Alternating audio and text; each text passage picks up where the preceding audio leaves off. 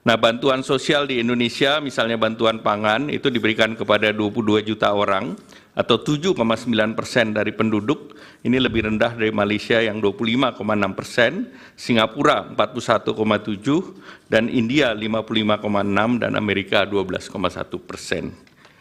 Nah, pelaksanaan Perlinsos melalui bantuan sosial antara lain program pemerintah yang terdiri dari pertama bantuan sosial reguler, yang ke B adalah Perlinsos lainnya, dan C pada kondisi tertentu. Yang termasuk dalam bantuan sosial reguler adalah PKH, tadi sudah disampaikan oleh Pak Menko PMK. Ini merupakan program pemberian bantuan sosial kepada keluarga atau seseorang miskin dan rentan yang terdaftar di dalam data program penanganan fakir miskin, diolah oleh Pusat Data dan Informasi Kesejahteraan Sosial dan ditetapkan sebagai keluarga penerima manfaat ataupun PKH.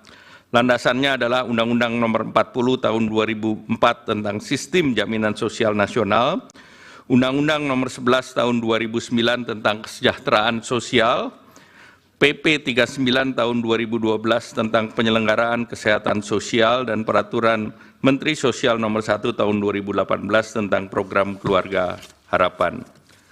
Kartu sembako merupakan bantuan sosial pangan yang disalurkan secara non-tunai setiap bulan kepada keluarga penerima manfaat, landasan hukum Undang-Undang 11 2009, PP 39 Tahun 2012 tentang Penyelenggaraan Kesejahteraan Sosial, Perpres 63 Tahun 2017 tentang penyaluran bansos secara non-tunai, dan Permensos Nomor 4 Tahun 2023 tentang pelaksanaan program sembako.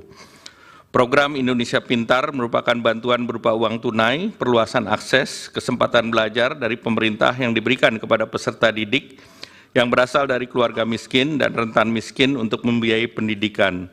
Landasan hukum Inpres 7 Nomor Tahun 2014 tentang pelaksanaan program simpanan keluarga sejahtera, program Indonesia Pintar, program Indonesia Sehat untuk membangun keluarga produktif.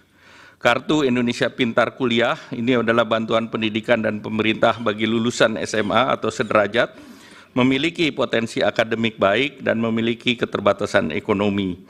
Landasan hukum pasal 76 Undang-Undang 12 tahun 2012 tentang pendidikan tinggi. PBI Jaminan Kesehatan Nasional ini adalah bantuan iuran kesehatan diberikan kepada fakir miskin dan orang tidak mampu yang dibayarkan pemerintah kepada BPJS Kesehatan. Landasan hukum Undang-Undang 40 tahun 2004 tentang Sistem Jaminan Nasional dan Perpres 61 tahun 2020 tentang perubahan kedua atas Perpres 82 tentang jaminan kesehatan. Rincian program perlindungan sosial lainnya sebagai berikut. BLT Dana Desa, ini adalah bantuan kepada masyarakat desa yang bertujuan untuk menahan kenaikan tingkat kemiskinan dan menjaga tingkat konsumsi dan daya beli kelompok termiskin. Pemberian BLT dilakukan sekaligus untuk 4 bulan untuk efisiensi penyaluran.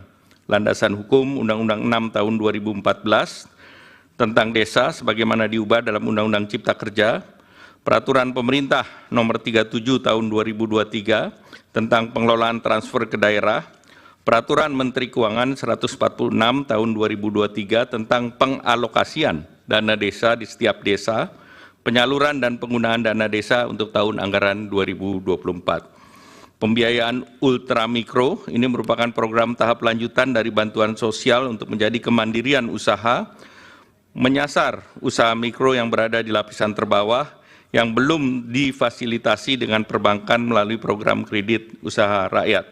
Landasan hukum Kementerian Keuangan tahun nomor 193 PMK 05 2020 tentang pembiayaan ultramikro. Subsidi energi dan non-energi termasuk di dalamnya BBM, LPG 3 kilo, listrik, bunga kur, PSO lainnya, dan ini adalah upaya pemerintah dalam rangka meningkatkan taraf hidup dan daya beli masyarakat secara umum. Pos ini memiliki nilai anggaran terbesar sebagaimana tadi telah dijelaskan sebelumnya. Di tahun 2024 ini mencapai 277 triliun. Kemudian jaminan kehilangan pekerjaan adalah iuran yang ditanggung pemerintah untuk jaminan sosial bagi pekerja atau buruh yang mengalami pemutusan hubungan kerja. Landasan hukum PP 37 tahun 2021 tentang penyelenggaraan program jaminan kehilangan pekerjaan. Bapak Ketua Majelis dan anggota yang kami hormati, program perlindungan sosial pada kondisi tertentu adalah sebagai berikut. Di masa pandemi COVID, beberapa perlinsos antara lain bansos sembako PPKM, bantuan subsidi upah sesuai dengan Permenaker nomor 14 tahun 2020 tentang pemberian bantuan pemerintah berupa subsidi gaji upah pekerja buruh dalam masa COVID-19, bantuan usaha pelaku mikro sesuai Permenkop UKM nomor 6 tahun 2020. Kemudian juga terjadi saat kenaikan harga komoditas global.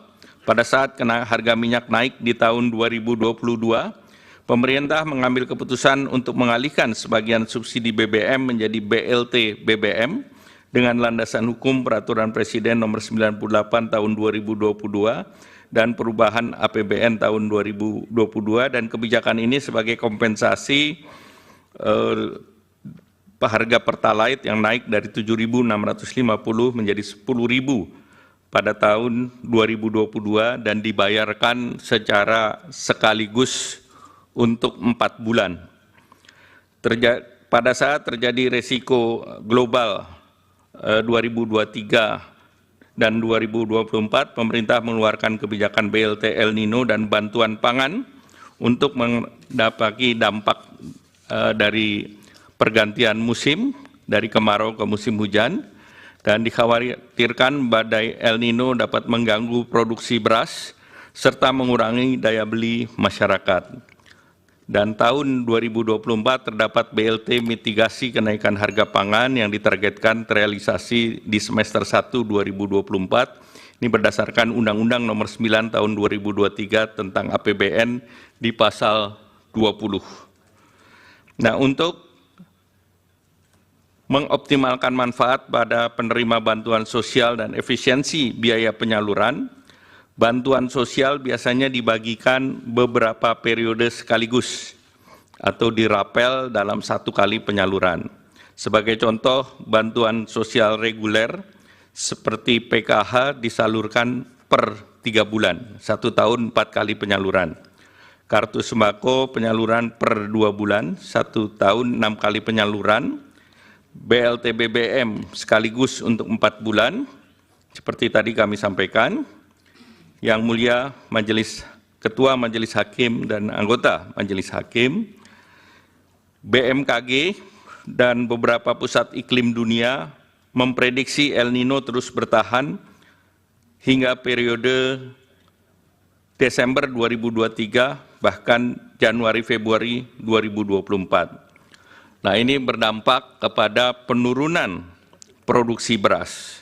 Untuk melindungi masyarakat miskin dan rentan akibat El Nino dan gangguan rantai pasok global, pemerintah telah menerapkan strategi untuk menjaga ketersediaan pasokan pangan dan daya beli masyarakat dengan program bantuan pangan dan bantuan langsung tunai. Untuk pelaksanaan bantuan pangan dilakukan oleh Badan Pangan Nasional sesuai dengan Undang-Undang Nomor 18 Tahun 2012 tentang Pangan dan Peraturan Presiden Nomor 66 Tahun 2021 tentang Badan Pangan Nasional. Pada tahun 2023, pemerintah meluncurkan bantuan pangan berupa 10 kilo beras menyasar kepada 21,3 juta KPM penerima PKH atau sembako berdasarkan DTKS dengan realisasi anggaran sebesar 18,1 triliun. Dan penyelenggaraan program ini adalah Bappenas, setelah itu juga BLT El Nino dengan 200.000 per bulan dengan 18,8 juta KPM, dan ini realisasi 7,5 triliun yang diselenggarakan oleh Kementerian Sosial. Untuk di tahun 2024, pemerintah melaksanakan program bantuan pangan berupa beras 10 kg menyasar 22 juta KTM dengan data P3KE seperti tadi disampaikan oleh Pak Menko PMK dengan alokasi anggaran 17,4 triliun. Selain itu juga BLT mitigasi risiko pangan, KPM-nya adalah 18,8 dan bantuannya sebesar 200.000 per bulan. Sebagai penutup, yang mulia,